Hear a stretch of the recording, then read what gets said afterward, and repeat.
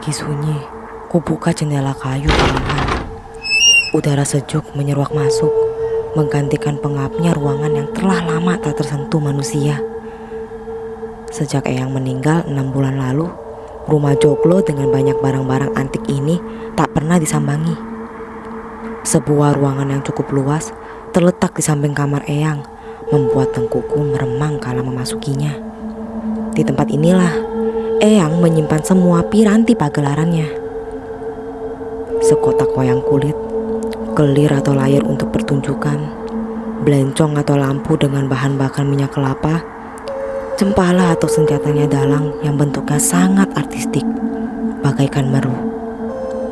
Ia bisa dipukulkan pada kotak sebagai keprak, bisa pula kekepyak 3-4 lempengan logam yang digantungkan pada kotak wayang.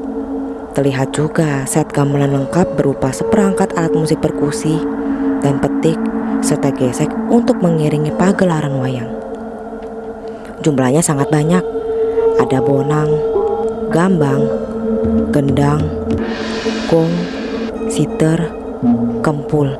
Gamelan dimainkan secara bersama-sama membentuk alunan musik yang biasa disebut gending, mengiringi pentas wayang kulit dan waranggana atau penyanyi wanita dalam seni karawitan yang dimainkan dalam pagelaran wayang kulit. Lazim juga disebut pesinden. Aku menarik napas berat. Bayangan Eyang bermain di kepalaku. Ada rasa rindu menembus dinding hati. Eyang adalah sosok berwibawa, tak pernah marah meski aku memainkan barang-barangnya. Selalu membelaku jika mama memarahi karena aku tak bisa diam. Ibu akan tertuntuk di hadapan Eyang, sementara aku bersembunyi di belakang tubuh Eyang yang tinggi besar. Eyang senang sekali memamerkan peralatannya, memberitahuku nama-nama dan kegunaannya. Satu yang kuingat, beliau selalu melarangku mendekati atau menyentuh satu benda. Segera ku ayun langkah menuju ruangan di sebelah studio penyimpanan. Hawa aneh menjalariku begitu memasuki kamar Eyang. Dingin dan pengap, berbeda dengan ruangan-ruangan lain yang lebih hangat. Yoga, cepetan! Mama di depan nunggu orang properti datang. Suara mama terdengar dari luar. Tampak sekilas melihat mama sibuk dengan telepon genggamnya lewat lubang partisi. Iya, Ma. Jawabku. Entah mama mendengar atau tidak suaraku yang teredam banyak barang di sini. Tanganku mengusap patung sepasang pengantin Jawa dengan paes ageng, mengenakan kemben batik berwarna dasar hijau gadung melati. Garis dan lengkung batik itu dilukis dengan warna emas. Kedua patung itu duduk berdampingan, bersimpu di atas meja etnik. Debu tebal tertinggal di ujung jariku. Sungguh, Eyang memiliki cita rasa tinggi terhadap seni. Ada sebuah kebanggaan yang terlintas dalam hatiku. Eyang adalah seorang dalang terkenal, pelestari adat dan budaya Yogyakarta. Langkahku terhenti di depan sebuah lemari kayu jati yang penuh dengan ukiran. Dahiku berkerut. Aku sangat ingat dengan benda di hadapanku. Betapa Eyang melarangku menyentuh lemari kuno ini. Jangankan membukanya, mendekat saja tak diizinkan oleh Eyang. Apa yang Eyang sembunyikan ya? Gumamku. Aku berdiri di hadapannya. Sang empunya lemari sudah tiada kini. Naluri remajaku tertantang untuk mengetahui apa isinya. Kusentuh 2 handle lemari yang terbuat dari kuningan berbentuk lingkaran. Berusaha menariknya, keras dan berat. Padahal lemarinya tak berkunci. Tekstur kayu yang padat sangat terasa di sensori jemariku. Ku ulang menarik handle lemari, kini dengan sedikit tenaga. Pintu lemari terasa macet, baru bergeser saja, tapi tak terbuka. Tiba-tiba, hembusan angin dingin mendera tubuh bagian belakang. Aku menengok, terlihat daun jendela bergerak-gerak di tiba angin. Ranting kayu pohon cengkih yang tumbuh di dekat jendela kamar Eyang menimbulkan suara gemerisik karena beradu dengan daun jendela yang terbuka.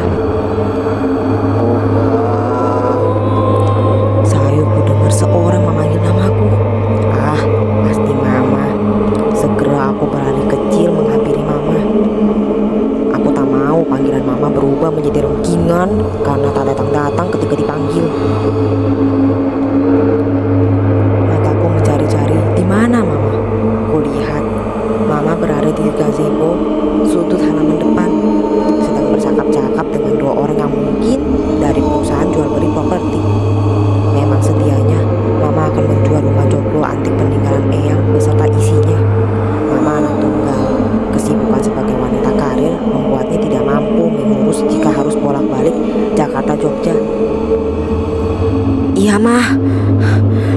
masih tersenggang saat tiba di gazebo. Mama dan dua orang tamunya sebentar menoleh ke arahku. Lalu mereka melanjutkan pembicaraan. Aku menunggu. Alisku bertaut. Dalam hati berkata, Mama memanggil tapi tidak tanggung jawab. Mah, ucapku pelan. Mama malah menatapku tajam diiringi dengan omelan. Katanya aku sudah terlalu besar untuk sekedar mengganggu urusan Mama. Akhirnya kubalikkan badan dengan lunglai. Rasa hati ingin menjadi anak yang baik dengan langsung datang saat dipanggil malah kena marah. Aku kembali ke kamar Eyang dan terkejut melihat pintu kamar itu tertutup. Tadi kan terbuka lebar sewaktu ia pergi menghampiri Mama. Pikirku, mungkin karena angin. Kudorong pintu yang juga terbuat dari kayu jati. Aura berbeda dan dingin kembali terasa. Kini aku lebih terperangat saat mengetahui bahwa pintu lemari yang sudah sedikit bergeser kini tertutup kembali. Namun rasa penasaran lebih mendominasi daripada rasa terkejut. Kutarik paksa sekuat tenaga, sedikit demi sedikit mulai terbuka.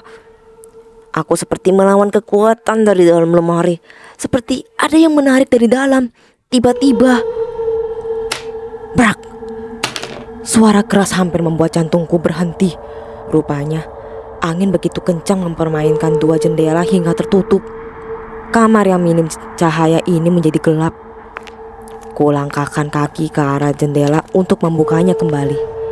Saat melewati meja kerja kayu berbentuk segi empat, ekor mataku menangkap sesuatu berkelebat.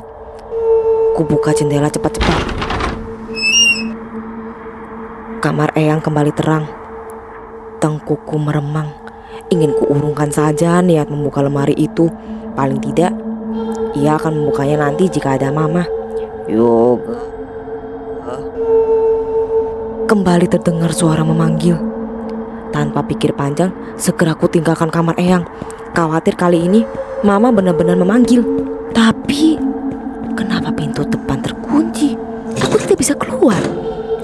Dari pintu gebyok atau kayu ukir yang membingkai dua daun pintu ini, aku melengok melalui jendela. Mama dan dua orang tamunya sudah tidak ada di gazebo. Mobil Mama yang terparkir di halaman juga tak terlihat. Apa? Aku ditinggal? Mama! Mama! Jangan bercanda, masa Yoga ditinggal? Teriakku. Aku panik menarik-naik handle pintu berbentuk lingkaran yang terbuat dari kuningan berukuran besar dengan kasar. Pintu tak mau terbuka. Terdengar suara tuk-tuk dari arah kamar Eyang. Aku berbalik dengan wajah tegang ketakutan, tapi penasaran. Bersandar pada pintu yang tak mau terbuka, ku ambil telepon seluler untuk menghubungi Mama. Sial, tidak ada sinyal. Ketakutanku semakin menjadi. Keringat dingin mengucur, rasa takut menderah. Tarikan napas yang berat menyisakan rasa nyeri di dada. Mataku terpaku ke arah kamar Eyang. Suara aneh itu tak terdengar lagi. Aku mengendap menuju kamar mendiang ayah dari Mamaku. Mengintip ke dalam, tiba-tiba pintu lemari kayu jati itu berderat, terbuka sedikit demi sedikit. Seiring suara keras seperti ada orang menendang dari dalam. Aku terjatuh. Ingin berseringkut mundur, tapi tubuhku membeku. Tak dapat bergerak. Napasku memburu. Seluruh tubuhku terasa dingin. Prak! Pintu lemari terbuka. Netraku terpaku pada sesuatu yang keluar menjalar dari dalam lemari seperti rambut panjang yang bergumpal. Rasa tercekik mendera kerongkonganku. Degup jantung memekakan telinga. Sekitarku menitik gelap. Namun lemari dan rambut bergumpal yang menjuntai masih terlihat. Sebuah suara yang sangat kukenal memupuskan rindu sekaligus menggelorakan ketakutan. Eyang. Lirikku sebut nama itu dalam lidah yang keluh. Saiki wis ngerti isine to, cah bagus. Suara tenang dan penuh wibawa mengatakan bahwa sekarang sudah tahu isinya kan, anak ganteng. Tak ada kata yang sanggup terucap dari mulutku. terasa semakin beku dengan posisi jatuh terduduk dengan siku menopang badan. Terdengar lagi suara Eyang tanpa wujud. Yoga, kamu satu-satunya keturunan laki-laki Eyang. Ini saatnya kamu mengetahui apa yang harus diketahui. Aku hanya merasakan dingin yang teramat sangat, seperti kena hipnotis. Mendengarkan suara tak berwujud dalam kegelapan. Cucuku, bagi orang Jawa, wayang merupakan pertunjukan sakral. Maka dalam setiap pertunjukannya harus lancar tanpa halangan. Kelancaran pertunjukan tentu saja melibatkan dalang sebagai ampunya pagelaran. Bak sebuah film yang diputar dalam kepalaku, melihat Eyang dengan lincah memainkan lelakon wayang kulit. Suaranya mampu ia ubah sesuai dengan lakon yang sedang ia mainkan. Pertunjukan wayang kulit yang sesungguhnya adalah pertunjukan bayangan. Sang dalang adalah personifikasi atau bayangan Tuhan itu sendiri. Karena dialah yang menggerakkan kehidupan atau cerita kehidupan ini. Seorang dalang tidak hanya mempersiapkan hal yang kasat mata, namun juga waspada terhadap gangguan yang tak kasat mata, seperti rubuhnya panggung wayang lalu menimpa dalang. Untuk menangkal gangguan tak kasat mata, seorang dalang harus mendaras mantra khusus sebelum pagelaran dimulai. Kuwariskan mantra itu ke kamu, Le. Suara Eyang dibarengi dengan hembusan angin keras dan dingin di seluruh permukaan wajahku. Seketika aku merasa seperti sebuah wayang yang siap dimainkan sang dalang, manut dan pasrah. Aum awik nam astu sing lelembut padenayang sira ing oma iki kang ketiter, kang semara bumi bujang babo kabuyutan. Alo rewang-rewangan aku katekana sasedayu katurutana sakarapku. Umat lanang umat wadon ande dudulu marang aku, teka demen teka asi saking kersane. Ala Yahu Allah, ala Yahu Allah, Yahu Allah. Mantra pertama diucapkan dalang untuk menyapa lelembut atau danyang yang ada di sekitarnya. Alam asli atau alam kasar bagi orang Jawa adalah buas, angker, penuh dengan roh tidak dikenal. Memanggungkung awaku kadia gunung, kul dingkul, rep sirep, wong sabuana, teka kadep, teka lerep, teka welas, teka asi saking kersane Allah. Gema suara Eyang memenuhi indera pendengaranku, mengucap mantra pamungkas, memohon belas kasih dan kelancaran pada Allah, Sang Pemilik semesta. Mantra itu sejatinya doa, Le, dan doa yang diucapkan sejak awal pertunjukan dapat menimbulkan kekuatan batin. Ambillah kotak kecil di dalam lemari Eyang, simpan dan belajarlah menjadi pedalang, melestarikan budaya agar tetap ada dan tidak punah. Kalau kamu tidak mau, kuburkan peti itu di bawah pohon bambu kuning, selayaknya menguburkan manusia. supaya kodam atau penjaga itu tidak terus mengikutimu. Pesan terakhir Eyang disambut suara seperti degungan lebah. Wajahku yang terasa dingin tiba-tiba terasa panas seiring dengan melonggarnya otot syaraf yang kaku, membuat tubuhku tergeletak tanpa daya. Kepalaku terasa berat dan berputar. Sayup-sayup ku dengar suara mama merasakan tepukan halus di pipi kananku. Gah, Yoga, ngapain tidur di tempat tidur Eyang? Banyak debu tahu. Suara mama mengumpulkan kesadaranku. Mataku mengerjap, lalu duduk dan menyapu pandang ke seisi kamar. Lemarinya tertutup, batinku. Tadi mama pergi, tanyaku. Iya, mama pergi sebentar ke kantor pos beli materai, jawab mama. Terus? Aku dikunciin, cecarku. Enggak, kan kuncinya ada di meja depan. Kamu mau ikut pulang ke Jakarta atau masih mau di sini? Tanya mama santai sambil beranjat keluar kamar Eyang. Mah, tunggu, Yoga ikut pulang. Aku berseringkut turun dari dipan ukir milik Eyang. Masih tak habis pikir kenapa bisa tertidur di situ.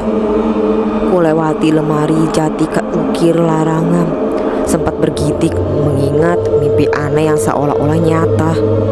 Saat hendak menutup pintu kamar Eyang, aku teringat pesan Eyang dalam mimpi. Ku dorong kembali pintu kamar yang belum tertutup sempurna, menghampiri lemari yang membuatku terhempas ke alam bawah sadar. Perlahan, ku tarik tuas pintu lemari berbentuk lingkaran kecil. Aku terperangat. Pintu lemari itu terbuka dengan mudahnya. Di dalamnya terdapat 3 buah rak penuh dengan keris beraneka model berjajar rapi. Di sekitarnya terdapat taburan bunga melati yang sudah mengering. Di rak paling bawah terdapat kotak ukiran kecil berwarna hijau keemasan sebesar genggaman tangan. Refleks tanganku meraihnya. Ku tutup lemari itu perlahan dan segera beranjak dari sana.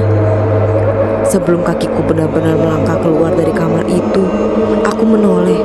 Ada rasa sedih menyeruak. Tiba-tiba rasa kehilangan dan rindu pada Eyang merajai hati. Aku merasa Eyang ada di sini. Ku hembuskan napas berat sambil berjalan keluar, memasukkan kotak dalam genggamanku ke dalam ransel abu-abu yang terletak di atas meja. Di situ terlihat jelas sekumpulan kunci. Aku berjongkok memperbaiki tali sepatu yang lepas. Setelah semuanya beres, aku langsung menuju ke mobil.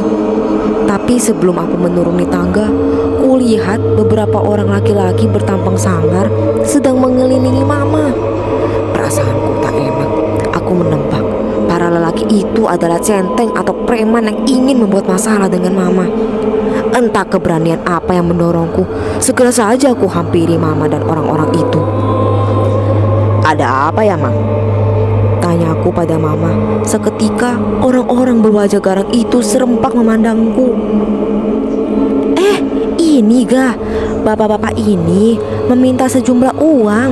Mama bilang ke mereka nanti kalau rumah ini sudah terjual, Mama akan memberi sekedarnya kepada mereka, jawab Mama. Belum lagi Mama melanjutkan ucapannya, aku dan Mama dibuat keheranan. Para lelaki berwajah sangar itu menunduk penuh hormat. Salah seorang dari mereka yang sepertinya adalah pemimpin berkata, "Nuwun panganpunten Bu, emboten sakulo memriki namung badhe silaturahmi. Saestu di sepuro nggih Bu, Mas bareng," ucap lelaki bertubuh tinggi besar dengan brewok dan ikat di kepalanya. Ia mengatakan bahwa mereka kesini hanya untuk silaturahmi dan meminta maaf sebelum mereka tergesa-gesa pergi seperti melihat sesuatu yang mengerikan. Aku dan Mama saling berpandangan, tak mengerti. Raut wajah mereka ketakutan bak melihat hantu di siang bolong. Sekilas ku dengar salah seorang dari mereka berkata, "Ki dalang lo wisedo ijik ngawal putune, widi tenan aku." Ki Dalang sudah meninggal, tapi masih mendampingi cucunya. Aku benar-benar takut. Mama melajukan mobil dengan kecepatan 60 km per jam. Aku yang duduk di samping mama melayangkan pandangan keluar jendela kaca mobil, melewati Pelengkung Gading, berbelok ke arah kiri menuju jalan alun-alun selatan. Entah kenapa, hatiku dipenuhi rasa rindu kepada Eyang. "Nanti kalau sudah masuk tol, gantian nyetir ya, Ga?" pinta mama. Aku hanya mengacukan jempol ke arahnya, sejenak terlelap, menikmati buayan nyaman kala mama menyetir. Aku seperti kembali ke masa kecil. Eyang menggendongku, menyuapiku jada bakar, makanan yang terbuat dari ketan yang dihaluskan lalu dibakar. Aku tertawa-tawa memukul gamelan dengan kenong. Aku berlari, lalu Eyang menangkapku, membawaku ke sebuah ruangan yang indah, membuka kotak tempat wayang kulit disimpan. Eyang mengeluarkan beberapa wayang kulit. Aku menggenggam gagang wayang. Eyang bilang mereka adalah punakawan. Aku memerhatikan wajah Eyang dari samping, memerhatikan Eyang yang memainkan wayang. Suaranya bisa berubah-ubah sesuai lakon. Terkadang suaranya berwibawa saat memainkan lakon Semar, lalu berubah menjadi suara lelaki lembut penuh pesona saat memainkan lakon Arjuna, meniru suara derap kuda atau bunyi perkutut. Wajah yang kupandang perlahan menghilang, meninggalkan rasa rindu yang entah sejak kapan bersemayam. Aku akan mencari sanggar untuk berlatih menjadi dalang.